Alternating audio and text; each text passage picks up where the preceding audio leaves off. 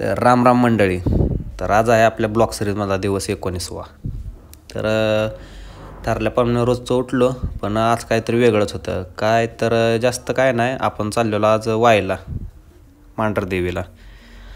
तर आपला गणेश भाऊ आला, गाडी घेऊन आलता. मस्तपैकी गेलो, हेल्मेट राहिलं होतं, मग घरी जाऊन हेल्मेट घेतलं पहिलं त्याच्या. मस्तपैकी हेल्मेट टाकलं आणि निघालो आपलं डायरेक्ट वायच्या दिशेने. फायनली मग म्हटलं जरा आपला पण रिव्ह्यू दाखवा तुम्हाला. गाड्यानं काय हेल्मेट घातलं नव्हतं, पण आपण घातलेलं. काय फायनली आलो पुढं जरा मावशीतनं.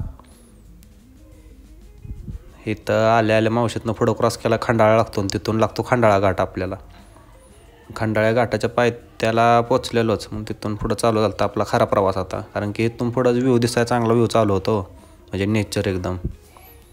तिथून आपण डायरेक्ट घाट क्रॉस करून बाहेर उतरल्या कीच व पुढच्या साईडला घाटाच्या आपल्या साईबाबांची भव्य अशी मूर्ती स्थापित केलेली आहे. तुम्हाला उतरल्या दिसून जाईल. ती जाताना आपल्याला मॅप्रो गार्डन लागतं, ते आपण येताना बघणार आहे बघा. आत्ता जाताना नाही थांबलो, कारण की आपल्याला लवकर वरती जायचं होतं डोंगरावरती, त्यामुळं. तर रस्त्याचे कामं चालल्यामुळं जरा वेळ लागतो. जरा व्हायचं दगदगीत व्हायचं. पुढं आलो, मग चांगला रोड लागला, थांबावं म्हणलं. जरासा आराम म्हणजे विश्रांती घेतली जराशी थोडी. परत पुढचा प्रवास चालू केला. फायनली आपण घाटाच्या पायथ्याशी आलतो गावाला. त्या खालनं असा व्ह्यू खतरनाक दिसत होता ना, असं वर जाऊन असं वाटणार नव्हतं तुम्हाला, की म्हणजे काय बोलूच शकत नाही मी. फायनली वाघाला म्हणलो आज थांब, आता मी गाडी चालवतो. मग आपण हत्यार चालवायला घेतलेलंही. फायनली वर आलो तर एक असा मोठा असा झरा वाहत होता, धबधबा चांगला. तिथं पण एक असं फोटो काढलं, टेक घेतलं मस्तपैकी, आणि तिथनं पुढचा प्रवास चालू केला आपला. काय वर म्हणजे असं तुम्हाला सांगू शकत नाही, असलं भारी वातावरण होतं ना, शब्दात सांगू शकत नाही. तरी पण आपण आपल्या काहीतरी थोड्याशा शब्दात सांगितलंय, ते पण आपण ऑन रोड ऐका तुम्हीच आता. हे आहे आपला महाराष्ट्र.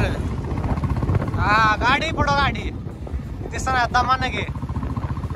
अक्षरशः मित्रांनो, जेव्हा जवळ चिकटायला जाईल तेव्हा गाड्या दिसते ते. हे वातावरण बघाय त्यासाठी महाराष्ट्रात जन्म घ्यावा लागतो, कळलं ना.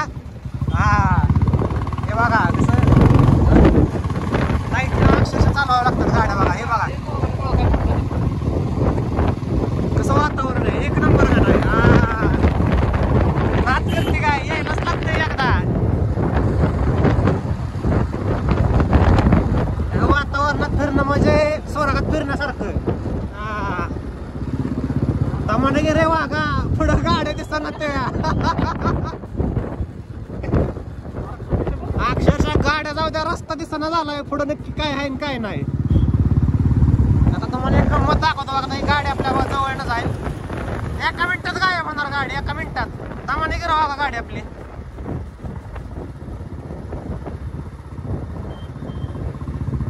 कशी जादू झाली का गायब. बेकार वातावरण झाले, बेकार. यायलाच लागते एकदा कुठं, वाईच्या घाटात. बघा वाघ आपला गाडी चालवतोय. वाघा लक्षात काय बघा, ऐकलंच ना तुम्ही. तर आता काय जास्त तुम्हाला सांगायची तर काय गरज नाही. तर बाकीचा आवाज जरा येत होता गाडीचा, वाऱ्याचा. कसं आहे, डायरेक्ट आपण बोलतो, आपल्याकडे काय माईक नाही का काय नाही. फायनली आपण मग मंदिराच्या वरती पोचतो, जिथे घेऊन पार्किंग एरिया चालू होतो. अक्षरशः एवढं दुःख होतं की खरंच म्हणजे न सांगता येईल असं. फायनली आपण मंदिराच्या मेन गेटपर्यंत पोचतो. आपण तिथं आपण गेल्या पहिले आपली गाडी एका साईडला पार्क करून घेतो ओकेमध्ये. मग काय तिथून हो मागच्या साईडनं बघा वर जायचा रोड आहे. अक्षरशः मंदिर दिसत नव्हतं वरचं. फायनली पुढच्या आपण साईडनं वर चढत होतो, तेवढ्यात आपल्या हनुमान दादांचे मंदिर डाव्याच बाजूला आहे वरती चढताना. तिथून आपण वरचा प्रवास चालू केला. फायनली काय आलो, कारण की जास्त काय पायऱ्या मोठ्या नाही त्या. वरती आलो. आल्या वरती तर दुःख म्हणजे बासच, विषयच खोल होता. तिथून आपण डायरेक्ट बारेला उभा राहिलो लाईनीसाठी दर्शनाच्या. बघता लाईन पण संपत आली हो, कारण की जास्त एवढी काय गर्दी नव्हती, कारण पावसाचे वातावरण, त्यामुळं भाविक पण जास्त काय असं म्हणजे वाटत नव्हतं गर्दी म्हणून. फायनली आपण मेन गेटपर्यंत येतो, दर्शनही घेतो, कारण की आत व्हिडिओ काढण्यास बंदी असते मंदिरातने, त्यामुळे आपण काय आत व्हिडिओ काढत नाही. तरी पण इकडून प्रयत्न केला तर आपण दाखवायचं तुम्हाला, पण एवढं काय दिसतच नव्हतं आतलं आपल्या देवीचं जास्त गाभारा तो. चला जाऊ द्या. तिथून पुढे आलो आपण. हा बरोबर एक्झॅक्ट समोरच बघा अशी मोठी घंटा लावलेली आहे, देवीचं मंदिर आहे त्याच्या समोरच एक्झॅक्ट बघा झुंबर दिसतंय, पण तिथला मंदिरातला गाभारा आणि देवी दिसत नव्हती. फायनली पुढं आल्यानंतरनं हे सगळ्यात जुनं झाड आहे बघा. जसं मी लहान होतो ना, म्हणजे साधारणपणे बघा 3री-4थीपासून मी म्हणजे गेलतो तिथं, तेव्हापासून ते झाड आहे असं आहे. त्या समोर एक्झॅक्ट बघा अशी मशाल 2 जो पेटवलेल्या आहे त्या. तिथून भाऊ म्हटला आपल्याला पण जरासा आता घरी प्रसाद घेऊन जावं, म्हणून भावानं पेढे घेतले मस्तपैकी. तिथून आपण पार्किंग एरियात आलो, आपली गाडी घेतली आणि परतीचा प्रवास आपला चालू केला. खाली उतरल्या थोडंसं बघा इथं असं जुनं आड दिसतंय बघा. हे पूर्वीच्या काळी असं पाणी सांडून काढायचे असं बादलीनं दावं टाकून. उतरताना हा व्ह्यू बघा असा खतरनाक दिसत होता ना. आणि तिथूनच उतरता आपल्याला दिसतो तो धोम डॅम, पुढचं जे धोम धरण आहे ते, ह्या डोंगरातूनच त्याचा व्ह्यू दिसतो. आणि त्यात आपले तर वानर दादा विराजमानच होते. खाली उतरताच बरेच गँग होते त्यांची. जाताच तिथून एवढ्या तांदळाचे शेत आहेत की असं जातानाच तिथं एवढा वास येतो ना मस्त. थांबून असं मला वाटलं तर जाऊन थोडा वेळ थांबावं म्हणून उतरलो पहिलं गाडीवरून, गेलो शेतात. 1 नंबर नॅचरल वास जो असतो ना तांदळाचा तो घ्यायला भेटला. फायनली तुम्ही जिकडं बघचाल तिकडं त्या भागात सगळीकडे तांदूळच असतो ह्या दिवसात. जिकडं नजर आली तिकडं तुम्हाला तांदळाचे शेत दिसणार भाताचे, विषयच नाही. सगळं हिरवळ, नुसतं हिरवगार, फक्त हिरवगार, दुसरं काहीच नाही. मग आता तिथून ठरलेलं आपलं मोठ्या गणपतीला जायचं वाईच्या. मग तिथून आपण डायरेक्ट वाईत आलो आणि फायनली मंदिरापर्यंत पोचलो आपण. मग तिथं पण आपली गाडी पार्किंग लावायची, ती पार्किंग केली गाडी आणि गेलो मंदिराकडं. आता मंदिराकडं गेलो पण लगेच मंदिरात गेलो नाही आम्ही, कारण गर्दी होती भरपूर. म्हणून मंदिराच्या डाव्या साईडला बघा महादेवाचं मंदिर आहे, मोठं मंदिर आहे तसं. जिथं मी आता व्हिडिओ तुम्हाला समोरचा काढतोय माझ्या बरोबर एक्झॅक्ट बाजूला साईडला बघा, उतून माणसं आत चाललेत तिथून. मग आता आपण एंट्री केली. हे एकदम जुन्या काळातलं मंदिर आहेत बघा. एवढा मोठा असा मंडप होता ना हा, की बासच पूर्ण असा दगडावर काम केलेलं आहे. 1 नंबर पूर्ण असं म्हणजे कोरीव काम असे ॲट्रॅक्टिव्ह दिसत होते ना, बासच.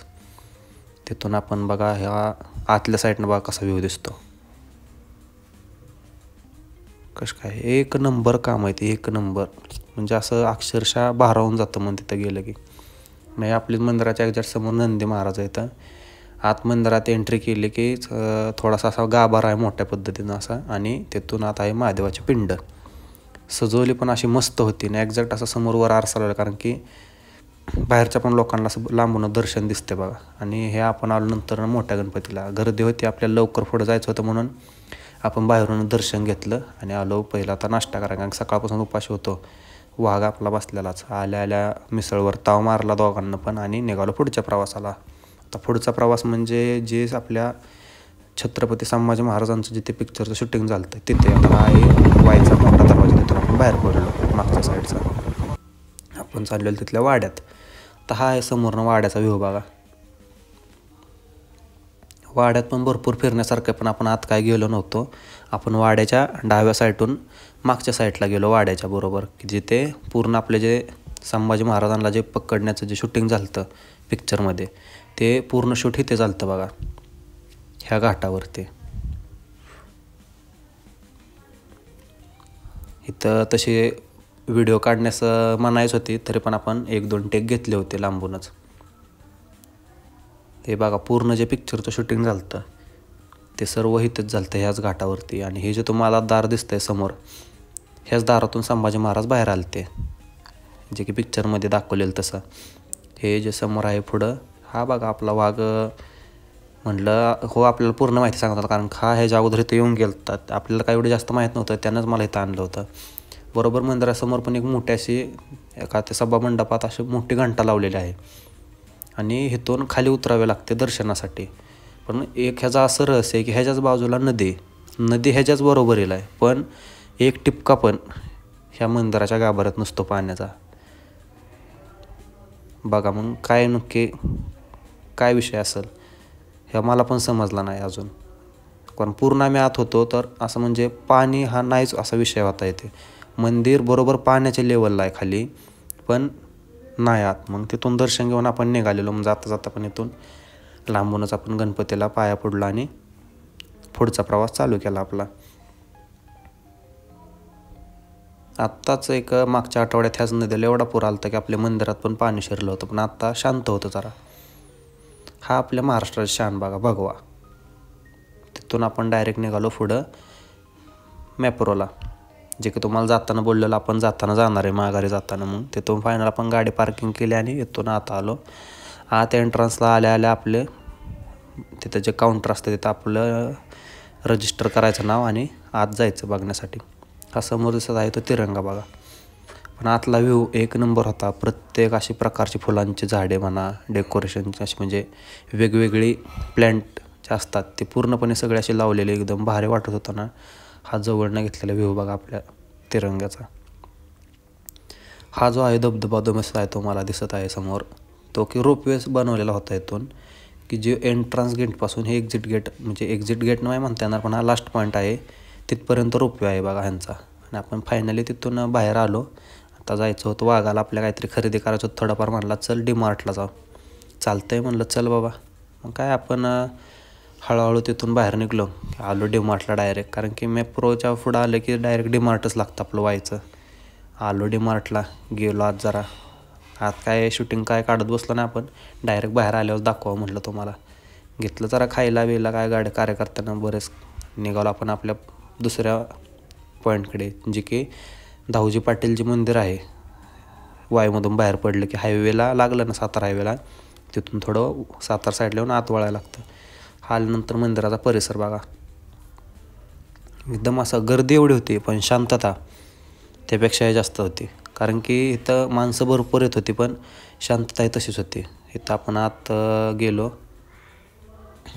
मस्तपैकी असं दर्शन घेतलं. नंतर तिथं बसलो जरा थोडा वेळ.